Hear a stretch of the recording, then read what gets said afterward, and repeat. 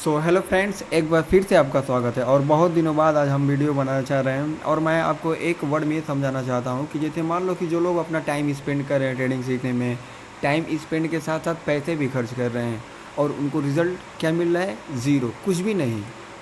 तो मैं आपको ये बताना चाहता हूँ कि आप जो भी चीज़ सीख रहे हैं क्या वो एक्चुअल में वर्क करती है?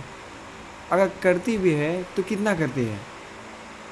कितना बोले तो क्या आप उससे प्रॉफिटेबल हो? मैं ये बोलना चाहता हूँ। अगर हो तब तो आपके लिए द बेस्ट है, अगर नहीं है तो फिर आप कहाँ फंसे हो, किस जंजाल में फंसे हो?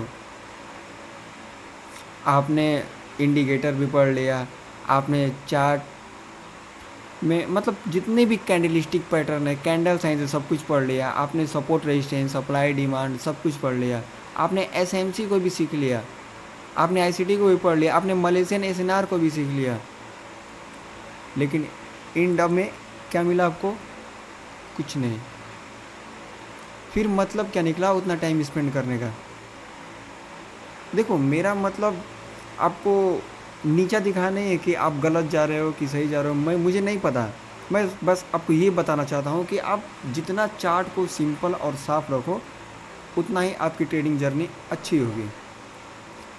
क्यों ऐसा मैं क्यों बोल रहा हूँ? क्योंकि देखो, आप कहीं पर कुछ भी मार्क कर रहे हो, जैसे मान लो कि मैंने एक कैंडल को ऑर्डर ब्लॉक मान लिया या फिर सपोर्ट मान लिया, कोई और इसको कुछ भी माने। जैसे मान लो कि यहाँ पे किसी ने मलेशियन एसएनआर को ऐसे लाइन दे दिया, कोई ऐसे ट्रेंड लाइन मार्क कर दिया, ठीक है, कोई इंडिकेटर लगा लिया,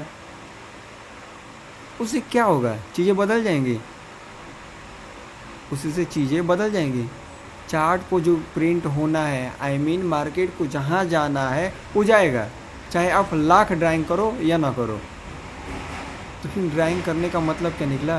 क्या ड्राइंग हमेशा परफेक्ट होती है? हमेशा तो देखो कुछ भी नहीं होता है, लेकिन क्या ड्राइंग परफेक्ट होती है? जैसे मान लो कि आपने स्ट्रक्चर मैपिंग करना शुरू किया, एसएमसी के लैंग्वेज में स्ट्रक्चर मैपिंग करना शुरू किया, किस टाइम फ्रेम पे? टाइम फ्रेम तो बहुत सारे हैं, बट किस टाइम फ्रेम पे आप स्ट्रक्चर मैपिंग करोगे?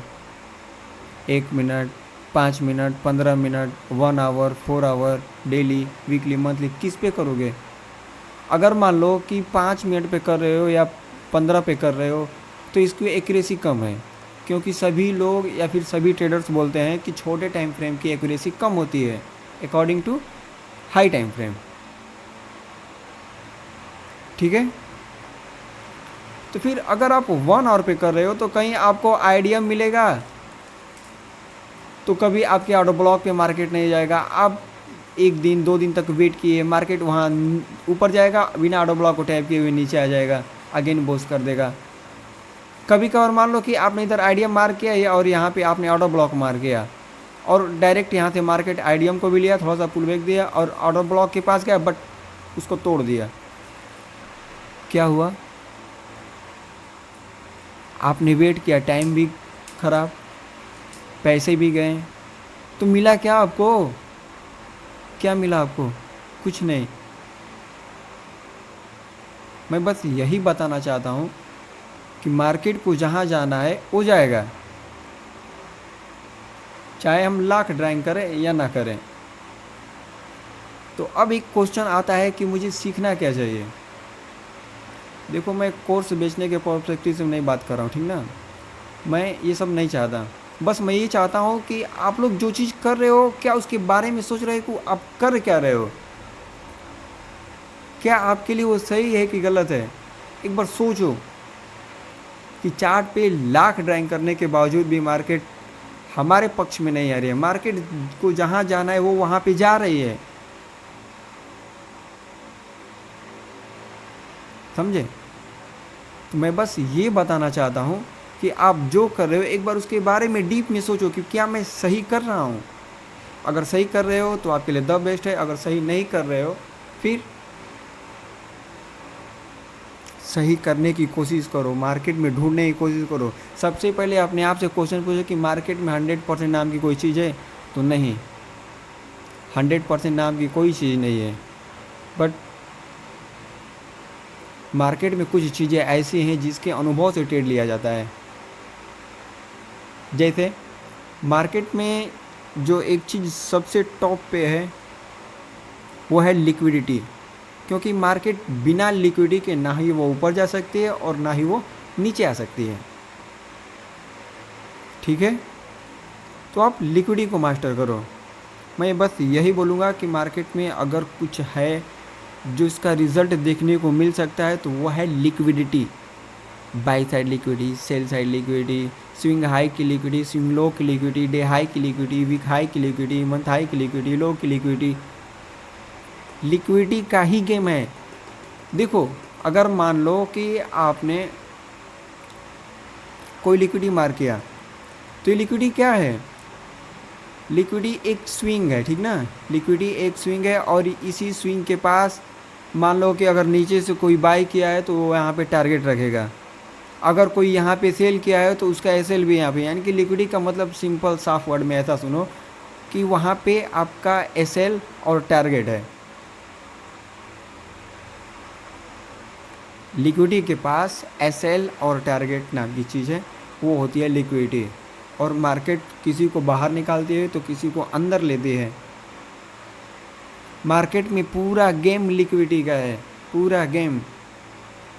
ठीक है, और जितने भी मैंने चीज़ें पढ़ाए हैं मंथली के हिसाब से, वीकली के हिसाब से, डेली के हिसाब से, सारा गेम लिक्विडिटी का है। बिना लिक्विडिटी का कोई कंसेप्ट फेल हो जाएगा। जैसे मान लो कि कोई ऑर्डर ब्लॉक मार करता है, ठीक है। आप यहाँ पे एक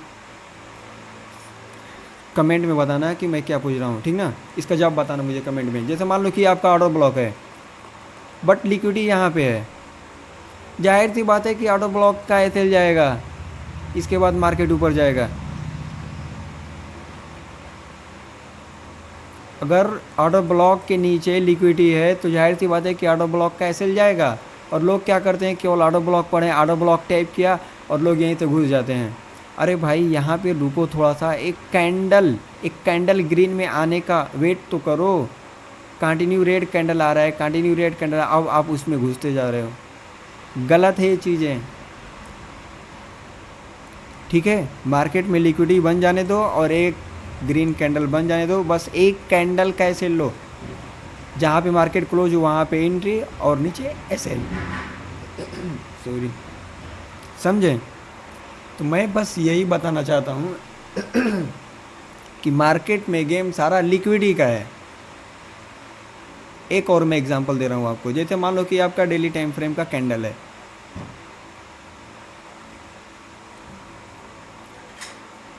ये आपका हाई हुआ और नीचे ये आपका लो हुआ। मार्केट में इधर लिक्विडिटी कोई अच्छी खासी है नहीं और यहाँ पे एक ऑर्डर ब्लॉक है, और मार्केट में एक प्रीवियस ऑर्डर ब्लॉक जो पहले से बना था, एक ऑर्डर ब्लॉक ये है। दोनों में से कौन सा ऑर्डर ब्लॉक इंपॉर्टेंट होगा? तो कुछ लोग बोलेंगे कि अगर मार्केट यहाँ पे ओपन है और मार्केट को नीचे आना है तो ये फर्स्ट ऑर्डर ब्लॉक से गिर जाएगा। क्यों गिरेगा भाई? मार्केट ने पीछे से कोई लिक्विडिटी ली नहीं है तो क्यों गिरेगा? इसको फेल करेगा। जहाँ जितने भी लोग यहाँ पे सेल किए सबको बाहर निकालेगा, ठीक है। लिक्विडिटी लेगा, इसके बाद वो गिरेगा। या फिर इस ऑर्डर ब्लॉक का एसएल जाना तय है। समझे? तो यही चीज़ देखो, मैं बस वीडियो इसलिए बना रहा हूँ, बहुत लोग लॉस कर रहे हैं और मैसेज भी कर रहे थे कि यार मैंने सब कुछ सीख लिया है, फिर भी लॉस ही हो रहा है। बस मैं एक वर्ड में बताना चाहता हूँ कि आप जो चीज़ कर रहे हो, क्या वो एक्चुअल में राइट वे में जा रहे हो? आप एक बार डीप में सोचो कि आप कर क्या रहे हो। ठीक है, एक बार डीप में सोचो आप कि कर क्या रहे हो। ठीक है फ्रेंड्स, फिर मिलते हैं नेक्स्ट वीडियो में। तब तक के लिए जय हिंद।